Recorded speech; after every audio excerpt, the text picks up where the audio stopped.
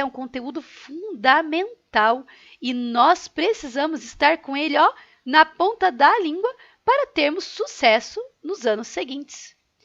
Hoje, nós vamos relembrar os sinais de pontuação e os seus usos mais comuns. Vocês estão prontos? Então, vamos começar! O primeiro sinal de pontuação que nós vamos relembrar é o ponto. Alguns chamam o ponto de ponto final. Também está certo, tá bem? Os dois nomes estão certos. A imagem dele é essa aqui, você está vendo ele? Nós usamos o tempo todo. Nós usamos esse ponto para terminar uma frase declarativa ou imperativa. Prof, para tudo, que história é essa? Bem, uma frase declarativa é uma frase em que eu declaro algo. Ela pode ser afirmativa, como essa aqui. Eu gosto de salada. Essa frase é declarativa afirmativa. Eu estou fazendo uma declaração afirmativa. Eu estou dizendo que eu gosto de salada. Mas a frase declarativa também pode ser negativa, como essa aqui. Eu não gosto de salada. Essas duas frases, elas são declarativas, ou seja, eu estou fazendo uma declaração, estou declarando algo. Mas a primeira é afirmativa, porque eu estou afirmando. A segunda é negativa, porque eu estou negando, eu estou dizendo que eu não gosto. Nesse caso, eu sou essa de cima aqui, tá vendo? Porque essa de baixo que não gosta não sou eu, não. Eu gosto. Entenderam, né, pessoal? Mas a frase também pode ser imperativa e terminar com um ponto. As frases imperativas, elas não são declarativas. Elas não declaram algo que eu estou afirmando ou negando. Elas exprimem um pedido, uma ordem ou um desejo. Assim, ó, coma a sua salada. Pode ser um pedido, pode ser uma ordem, ou às vezes pode ser até um desejo. Eu queria tanto que ele comesse a salada. Coma a sua salada. Está vendo? É um pedido, mas que exprime um desejo. Quando nós estamos dando uma ordem, presta atenção, coma toda a sua salada. Ou fazendo um pedido ou exprimindo um desejo, a frase é imperativa. E ela também pode terminar com um ponto. Então, nesses três casos, frases declarativas, afirmativas, negativas ou frases imperativas, nós usamos o ponto final para encerrá-las. Mas nós também aprendemos esse ano que usamos o ponto nas abreviaturas. Você se lembra que nós estudamos sobre o gênero textual verbete, que é cheio de abreviaturas? Para as abreviaturas, nós também usamos o ponto.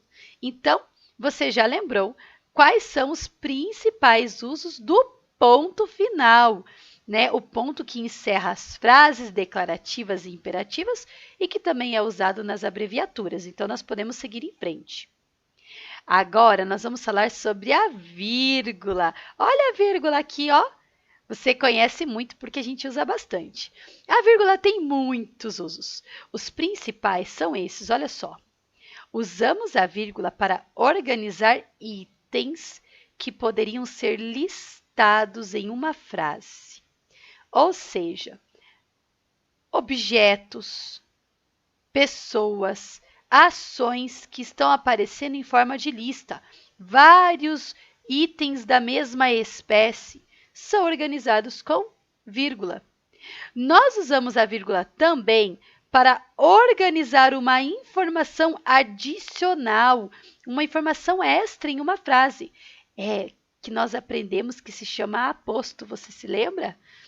Nós estudamos na nossa apostila, quando nós temos que adicionar uma informação em uma frase, uma informação extra, um aposto, nós organizamos isso com a vírgula. E também usamos a vírgula para isolar o vocativo. Vamos ver como isso fica na prática?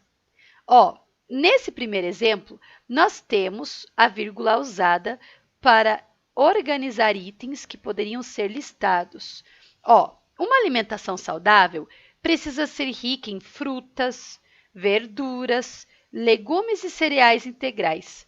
Aqui eu estava fazendo uma lista daquilo que tem que ter numa alimentação saudável. Então, eu organizei a minha lista, que estava em forma de frase, né? Com vírgulas.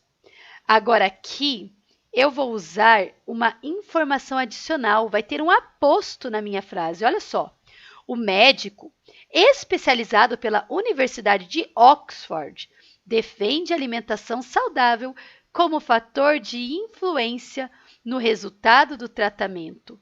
Nesse caso, eu tinha um aposto, que era uma informação adicional. Olha só, se eu ler a frase sem o aposto, não vai fazer diferença nenhuma na informação principal. O médico defende a alimentação saudável como fator de influência no resultado do tratamento. Agora eu coloquei uma informação extra dizendo aonde esse médico se especializou, na Universidade de Oxford. Como essa informação ela não era a principal, ela era uma informação adicional, ela era um aposto. Eu organizei essa informação entre vírgulas. Esse é um uso muito comum da vírgula e nós temos que estar ligados para esse aspecto quando nós estamos colocando informações adicionais em uma frase. No último caso, eu tenho um vocativo, que é doutor. Mas doutor, ele só é usado como vocativo quando eu estou me referindo ao doutor. Eu vou falar com o doutor. Eu falo assim, ó, doutor, qual é o seu conselho? Eu estou falando com ele. Eu usei a palavra doutor para chamar a atenção dele para o que eu ia dizer para ele. Nesse caso, doutor é o vocativo. Igual quando vocês falam comigo, prof, o que é para fazer? O prof, nesse caso, é um vocativo, porque você está falando comigo e você escolhe a palavra prof para chamar a minha atenção, para eu perceber que você está falando comigo. A mesma coisa aqui. O doutor foi usado como vocativo. Então, se a palavra foi usada como vocativo, precisa ter uma vírgula, separando o vocativo da frase ou da pergunta que vai ser feita a essa pessoa. Porque doutor é eu chamando o doutor. A pergunta que eu vou fazer para ele começa depois da vírgula. Qual é o seu conselho? Entenderam? Então, em listas, no caso de apostos e no caso de vocativos, eu devo usar a vírgula. Entenderam? Continuando, tem o ponto de interrogação. Ah, mas esse é fácil, né, prof? Nós usamos o ponto de interrogação para encerrar uma frase interrogativa. Bem, nós já aprendemos que existem frases declarativas, quando eu declaro algo, e pode ser afirmativa ou negativa, né? Frases imperativas, quando eu dou uma ordem, faço um pedido ou exprimo um desejo. Mas existem também as frases interrogativas, onde eu faço uma pergunta. Nesse caso, eu tenho que encerrar essa frase com o ponto da pergunta, que é o ponto de interrogação. Você quer salada de frutas? Até mesmo se eu quiser confirmar uma opinião, assim, ó, está uma delícia, não é mesmo? Observe que as duas frases são um pouco diferentes. Uma é uma pergunta. Você quer salada de frutas? A outra, eu estou fazendo uma afirmação, mas eu quero que a pessoa confirme a minha afirmação. Então, eu afirmo e faço um pedido de confirmação. Está uma delícia, não é mesmo? Nesse caso, eu também uso o ponto de interrogação. Bem, vamos continuar, porque ponto de interrogação você, ó, já está craque, já sabe de cor como usar. Tem também o ponto de exclamação. Quando eu era professora do primeiro ano, pela primeira vez na minha vida, eu estava ensinando sobre ponto de exclamação. E eu perguntei para os alunos que ponto é esse. E uma aluninha minha, que se chamava Isabela, disse bem assim, prof, esse é o ponto da alegria. Eu nunca mais esqueci aquela visão da criança sobre esse ponto. Porque eu acho que toda vez que alguém falava algo com alegria, ela percebia que tinha esse ponto nos livros de literatura que ela lia. E, de uma certa forma, o ponto de exclamação é o ponto da emoção, da alegria, mas também do medo. E ele é usado para dar ênfase. A palavra ênfase quer dizer destaque. Quando nós falamos uma coisa, normalmente não tem destaque. Nós afirmamos, nós negamos, nós ordenamos ou nós interrogamos sem nenhum destaque. Mas quando nós queremos dar destaque, emoção, alegria ou medo, nós usamos o ponto de exclamação. Nós usamos ele após frases exclamativas, imperativas ou interjeções. Eu vou mostrar para você. Olha só, no caso do cuidado, que é uma interjeção, ou de uma frase exclamativa, que alegria! Ó, o ponto da alegria aqui. Ou de uma frase imperativa, que são aquelas que dão ordem. Vem aqui agora! Tem uma diferença em falar vem aqui agora ou vem aqui agora. A gente percebe no tom de voz que a frase imperativa está terminando com ponto de exclamação, não é mesmo? Devido à ênfase dada pelo falante.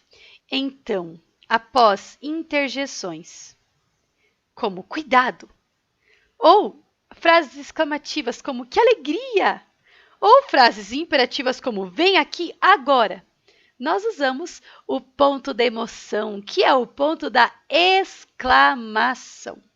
Ponto de exclamação que serve para dar ênfase, para dar destaque às nossas falas. Claro que no dia a dia a gente dá o destaque com a própria entonação da voz, mas no texto, como não tem como dar entonação, nós colocamos o ponto de exclamação.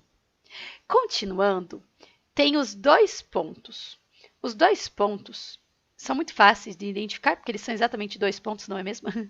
E eles são usados antes de listas, de falas, de citações, que são falas de outras pessoas, e explicações. Então, olha só, eu vou mostrar exemplos para vocês de usos dos dois pontos. Nesse caso aqui, eu tenho uma lista, e antes da lista eu vou ter os dois pontos. Foram várias recomendações. Respirar ar puro, ter uma dieta saudável, tomar sol nas horas em que ele está brando, descansar adequadamente, tomar muita água e fazer exercícios físicos. Observe que era uma lista de recomendações. Inclusive, cada recomendação estava organizada com vírgula, separada das outras com vírgula. E antes dessa lista, eu tinha dois pontos. Então, em alguns casos, eu vou introduzir a minha lista, colocar os dois pontos e só depois dos dois pontos eu vou pôr a lista organizada com vírgulas. Então, olha só, um dos usos dos nossos dois pontos é antes de listas. Agora aqui embaixo eu tenho outro sentido, que é antes de uma fala em um discurso direto. Olha só. Então, a mãe aconselhou, dois pontos, parágrafo, travessão. Você percebeu que antes de um parágrafo e um travessão, eu também posso usar dois pontos, se eu tiver uma frase, né, que está introduzindo essa fala. Da mesma forma que aqui eu tinha uma frase introdutória para a minha lista, então eu precisava de dois pontos. Aqui eu tenho uma narração introdutória para a fala, eu preciso dos dois pontos. Entenderam? Para separar a frase introdutória da lista, eu usei dois pontos. Para separar a frase introdutória, a narração introdutória da fala, eu também usei os dois pontos. Mas eu também posso usar dois pontos antes de citações. Olha aqui, eu tenho a citação de uma doutora e eu separei, eu organizei essa situação colocando, primeiro, uma breve introdução. A doutora Luísa Salles declara, dois pontos. E depois eu coloquei a citação entre aspas para mostrar que é a fala de outra pessoa. Uma vida com hábitos saudáveis ajuda a evitar a maioria das doenças. Nesse caso, eu usei dois pontos antes de uma citação. Isso é muito usado no meio acadêmico, é muito bom você já aprender. Agora, meus queridos, eu também posso usar dois pontos antes de uma explicação. Eu primeiro introduzi. A brincadeira é assim. Isso significa que eu vou explicar como é a brincadeira. Eu introduzi uma explicação que vem a seguir. Nesse caso, eu uso dois pontos para aí fazer a minha explicação. Cada um escolhe uma fruta para ser o seu nome. Quem está com a bola, joga a bola para cima bem alto e grita o nome de uma fruta. A pessoa que escolheu aquela fruta tem que pegar a bola e tentar acertar o outro jogador com ela, mas só pode dar 3 passos. Bem, tenho certeza que você já sabe qual brincadeira é esta. Então, quando você introduz uma explicação, você diz que vai explicar algo. Você deve separar a sua introdução da explicação com 2 pontos. Observe que, em todos os casos, os 2 pontos foram necessários porque havia uma breve introdução. Introduzi a lista que viria a seguir. Introduzi a fala que viria a seguir. Introduzi a citação que viria a seguir e introduzi a explicação. Para separar a breve introdução da lista, da fala, da citação ou da explicação, eu coloco os 2 pontos. Bem, vamos continuar. Tem também as reticências, que são comumente chamadas de 3 pontinhos, mas 3 pontinhos é só apelido, tá? O nome certo é reticências. Nós usamos as reticências para indicar que algo não terminou, que houve uma interrupção ou que uma parte do texto não está ali. Olha só, o que a médica disse de seus exames? Ela disse que o telefone tocou e Júlia foi atender. O telefone tocou bem na hora que a Júlia estava falando. A Júlia foi interrompida. Para mostrar no texto que não tem efeito sonoro, que não dá para ouvir o telefone, que a Júlia foi interrompida, que aquela fala foi interrompida, foi usado a reticências. Mas também ela pode ser usada para mostrar que houve uma parte do texto que não foi escrita, uma parte da história que não foi relatada. Olha só, Júlia ficou conversando no telefone por muito tempo. Horas depois, a mãe comentou: "Você não me contou o que a médica disse." Nesse caso, a reticência foi usada para mostrar que houve um espaço de tempo entre a Júlia ir para o telefone e a mãe voltar a conversar com ela. Um espaço de tempo em que o texto não conta o que aconteceu. Então, para mostrar que uma parte do texto não está aqui intencionalmente ou porque foi suprimida, foi retirada, né, por uma outra pessoa, nós podemos usar também a reticências. Agora, outro sinal de pontuação importante é o travessão. O travessão indica o discurso direto, que é quando o personagem fala e não o narrador, e a mudança de interlocutores nele, ou seja, a mudança de pessoas falando, a mudança de personagens falando. Quando o narrador fala, não precisa de travessão, mas quando qualquer personagem fala, precisa sim de travessão. Olha só. Professora, por que precisamos comer frutas? Porque as frutas possuem nutrientes muito importantes para a saúde do corpo. Mas eu não gosto de frutas. Se você começar a comer um pouquinho a cada dia, logo estará acostumado e irá gostar. Observe que nesse pequeno texto não tem nenhuma narração. Como eu sei quem está falando? Bem, quando aqui tem o vocativo professora, e observe que depois do vocativo professora tem uma vírgula, como todo vocativo, eu percebo que deve ser um aluno, porque está pedindo para a professora, né? Professora, por que precisamos comer frutas? Aí aqui está respondendo a pergunta. Se a pergunta foi para a professora, eu já entendo que essa outra pessoa que está falando é a professora. Mas eu só percebo que aqui foi uma pessoa e que aqui foi outra pessoa e aqui novamente mudou a pessoa e aqui mudou a pessoa porque tem o travessão. Então, eu posso ter um discurso direto, sem o narrador falando o tempo todo, disse a professora, disse o aluno, disse a professora, disse o aluno. Eu posso não ter isso se eu sinalizar corretamente com o travessão. Então, o travessão é muito importante, porque ele mostra que agora é outra pessoa que está falando. E conforme o texto acontece, eu percebo quem era que estava falando dentro de um contexto mais amplo.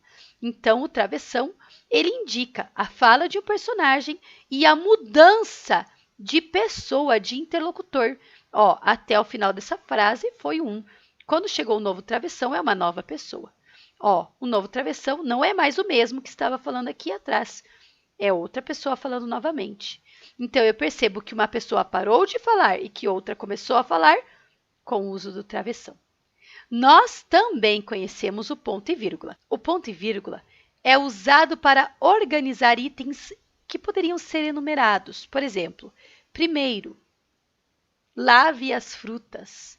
Em seguida, descasque e pique em cubos.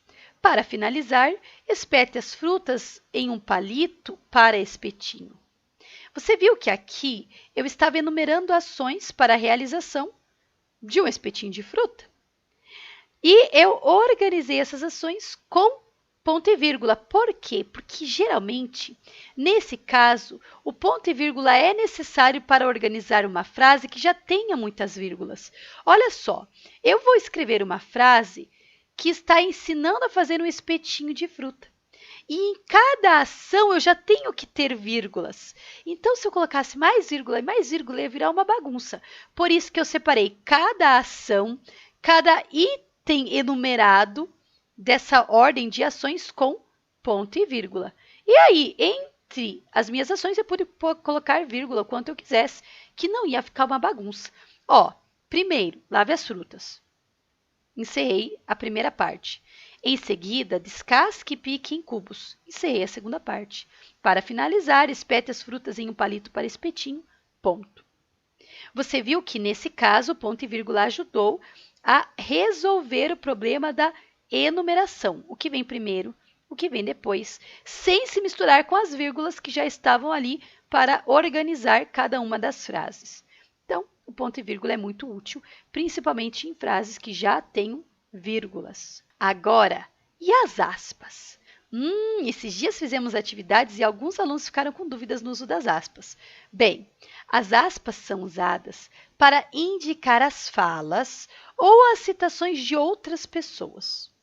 Elas também são usadas para destacar expressões estrangeiras ou inventadas.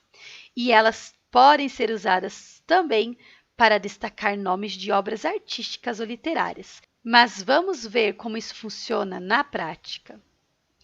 Na primeira frase, nós temos as aspas substituindo o que poderia ser um travessão. Minha mãe sempre diz: a saúde entra pela boca. Olha só, eu poderia ter colocado 2 pontos, parágrafo travessão. A saúde entra pela boca. Só que eu não queria fazer a minha mãe falar. Eu queria falar o que ela diz. Nesse caso, eu coloquei a fala dela entre aspas. Eu queria falar o que ela fala sem dar voz para ela no meu texto. Então, às vezes, ao invés de pôr 2 pontos, parágrafo e travessão, eu posso falar a fala pelo personagem e só sinalizar ela com aspas. Então, nesse caso, as aspas foram usadas para marcar a fala de outra pessoa. Agora, olha aqui no segundo exemplo, tá assim, ó. De acordo com a doutora Luísa Salles, uma alimentação saudável pode evitar muitas doenças. Nesse caso, eu estou falando uma fala que não é minha, uma fala que eu estou emprestando de outra pessoa, da doutora Luísa Salles. Eu quero falar isso, mas eu não posso deixar de dizer que foi ela que disse. Então, eu coloco a fala dela entre aspas, para marcar que há uma fala, uma citação de outra pessoa, de outro profissional, de outro cientista. Agora aqui embaixo, diz bem assim, ó. No livro Alimentos que Curam, o autor destaca a importância de comermos frutas e verduras. Nesse caso, as aspas foram usadas para marcar o nome de um livro. Pode ser o nome de um livro ou de qualquer obra de arte, mas nós devemos destacar esse nome dessa obra, desse livro, entre aspas, né? Para que as pessoas entendam que Alimentos que Curam é o nome do livro. E por último, olha só, espetinhos de fruta são uma saldelícia. Bem, você sabe que a palavra saldelícia não existe, mas aqui tentaram misturar saúde com delícia. É para dizer que eles são saudáveis e deliciosos. Então, como essa palavra não existe, ela foi marcada aqui, né, destacada entre aspas, para ficar claro que é uma expressão inventada. Bem, meus queridos, espero que vocês tenham relembrado tudo o que vocês aprenderam durante esse ano sobre esses sinais de pontuação. Agora é com você. Siga o próximo passo e coloque o seu cérebro para trabalhar e fixar toda essa aprendizagem. Um beijo e até a próxima aula. Tchau!